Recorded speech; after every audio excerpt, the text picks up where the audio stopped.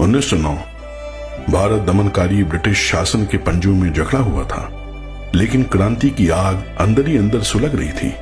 जुलाई 1909 में लंदन में Lord Curzon वॉयली की हत्या कर दी गई और कुछ ही महीनों के बाद नवंबर 1909 में नासिक में कलेक्टर जैक्सन को भी मार दिया गया। क्रांतिकारी अनंत कान्हेरे और मदन लाल ढींगरा को अंततः गिरफ्तार करके फांसी दे दी गई। 1857 जैसे संकेत मिलने से पुलिस इन दुस्साहसिक हत्याओं के तारों को जोड़कर इस साजिश के मास्टरमाइंड को ढूंढने में जुट गई और ये जांच उन्हें लंदन के एक बैरिस्टर तक ले गई, विनायक दामोदर सावरकर। सावरकर को यह मालूम था कि उन्हें भारत भेजा जाएगा। उनके साथी इस बात का पता लगाते हैं कि सावरकर को किस रास्ते से भारत ले जाया जाएगा।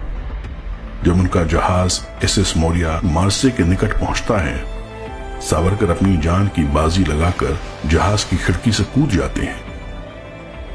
मैडम भिकाजी कामा और लाला हरदयाल सिंह माथुर ने सावरकर को पेरिस के एक सुरक्षित घर में ले जाने की योजना बनाई थी, लेकिन होनी को उस दिन कुछ और ही मंजूर था और काफी आंख मिचौली के बाद पुलिस ने सावरकर को फिर से गिरफ्तार कर लिया।